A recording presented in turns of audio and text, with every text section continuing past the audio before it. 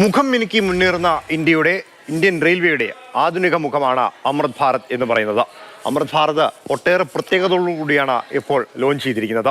ഏറ്റവും വലിയ പ്രത്യേകത എന്ന് പറയുന്നത് വേഗം തന്നെയാണ്. അതായത് മണിക്കൂറിൽ 130 കിലോമീറ്റർ വേഗത്തിൽ സഞ്ചരിക്കാൻ കഴിയും എന്നുള്ളതാണ് അമൃത് ഭാരതിൻ്റെ ഏറ്റവും വലിയ പ്രത്യേകതയായി പറയുന്നത്.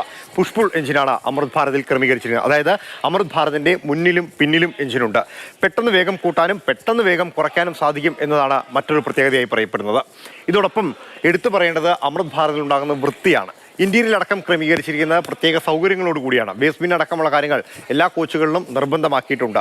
ഒരേ സമയം ലാപ്ടോപ്പും അതോടൊപ്പം തന്നെ മൊബൈൽ ഫോണും റീചാർജ് ചെയ്യാൻ സാധിക്കും. കൂടുതൽ സ്പേസ് ക്രമീകരിച്ചിട്ടുണ്ട്. സ്ലീപ്പർ കോച്ചുകളുണ്ട്. വന്ദേ ഭാരതിൽ നിന്ന് അമൃത് ഭാരതിലേക്ക് എത്തുമ്പോഴുള്ള ഒരു പ്രത്യേകത എന്ന് പറയുന്നത് നോൺ എ സി കോച്ചുകൾ കൂടി ക്രമീകരിച്ചിട്ടുണ്ട് എന്നുള്ളതാണ്. അതായത് വന്ദേ ഭാരതിൽ എ സി കോച്ചുകൾ മാത്രമാണ് ഉണ്ടായിരുന്നതെങ്കിൽ അമൃത് ഭാരതിലേക്ക് എത്തുമ്പോഴേക്കും അവിടെ നോൺ എ സി കോച്ചുകൾ കൂടിയുണ്ട്. മറ്റൊന്ന് കീശ കാലിയാവില്ല എന്നൊരു പ്രത്യേകത തന്നെയാണ്. അതായത് വന്ദേ ഭാരതിൻ്റെ അത്രയും റേറ്റ് വരുന്നില്ല. എന്നിരുന്നാൽ പോലും സാധാരണ നമ്മൾ യാത്ര ചെയ്യുന്ന ട്രെയിനേക്കാൾ അല്പം കൂടി റേറ്റ് വരും. അത് ഈ പ്രത്യേക സൗകര്യങ്ങൾ കൂടി കണക്കിലെടുത്താണ്.